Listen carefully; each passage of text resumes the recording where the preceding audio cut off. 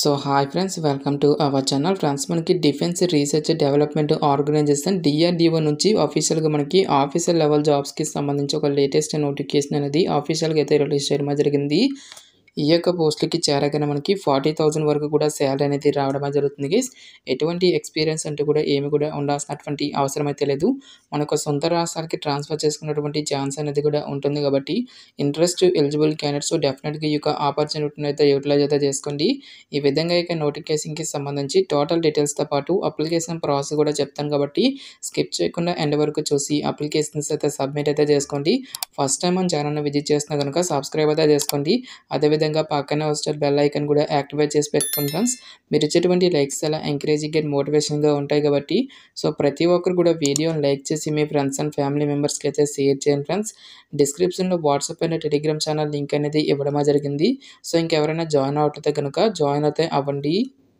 So details కనుక చూసుకున్నట్టయితే కనుక ఈ యొక్క నోటిఫికేషన్ ద్వారా భర్తీ చేసినటువంటి ఈ యొక్క పోస్టులకి సంబంధించి అప్లై చేసుకునే మీకు ఉండాల్సినటువంటి ఏజ్ లిమిట్ విషయానికి వచ్చినట్టయితే కనుక సో మనకి మినిమం ఏజ్ వచ్చేసరికి 18 ఇయర్స్ అయితే కంప్లీట్ అయి ఉండాలి.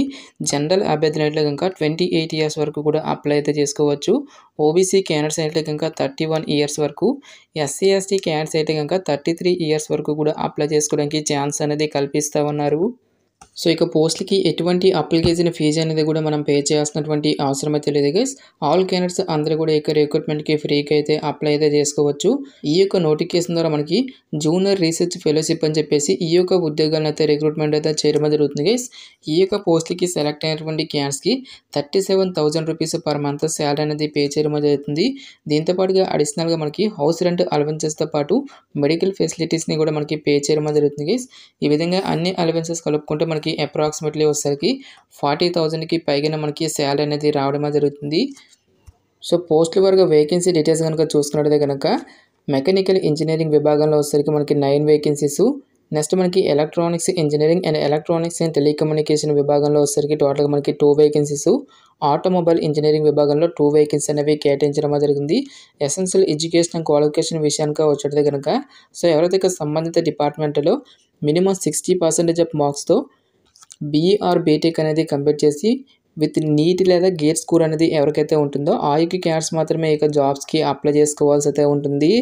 బ్రాంచెస్ కనుక చూసుకున్నట్లయితే కనుక మెకానికల్ విభాగంలో ఉన్నటువంటి పోస్టులకు వచ్చేసరికి మెకానికల్ విభాగంలోను, నెక్స్ట్ మనకి electronics engineering, electronics and telecommunication, electronics and communication, electronics and instrumentation, automobile అటువంటి ఈ యొక్క బ్రాంచెస్లలో ఎవరైతే బీఈఆర్ బీటెక్ అనేది కంప్లీట్ చేసి నీట్ కానీ లేదంటే గేట్ స్కోర్ అనేది ఎవరికైతే ఉంటుందో ఆ యొక్క క్యాండిడేట్స్ మాత్రమే ఇక జాబ్స్కి అప్లై చేసుకోవాల్సి అయితే ఉంటుంది.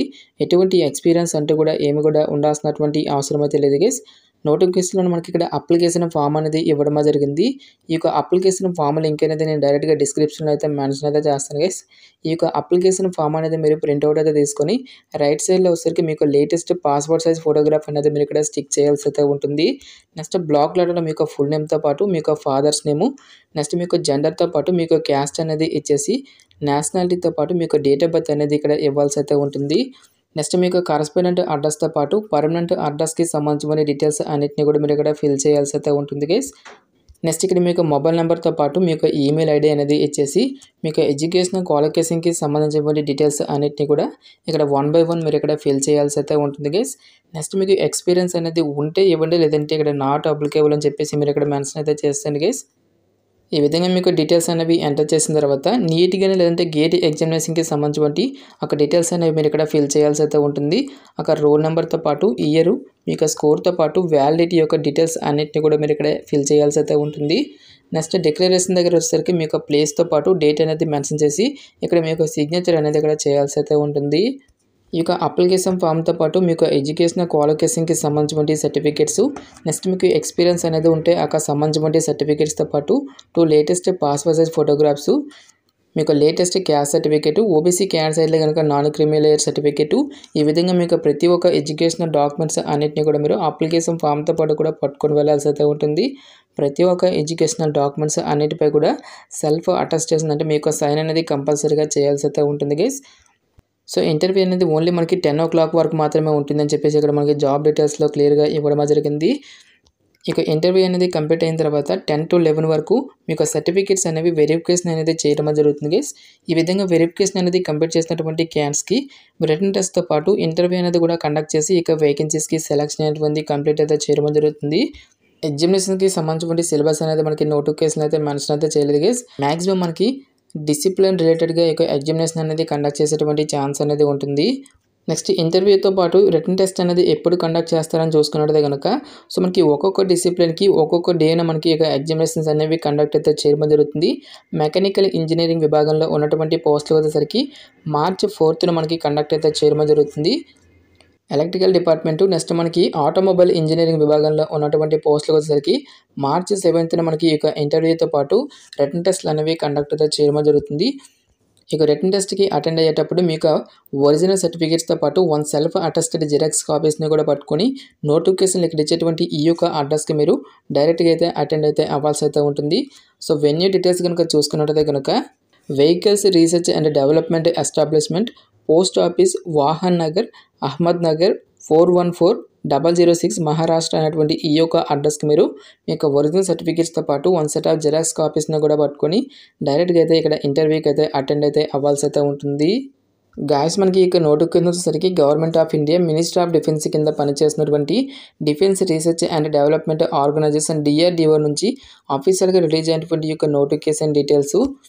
ఇంట్రెస్ట్ ఎలిజిబుల్ క్యాండిడేట్స్ డెఫినెట్గా ఇక రిక్రూట్మెంట్కి అప్లై అయితే చేసుకోండి.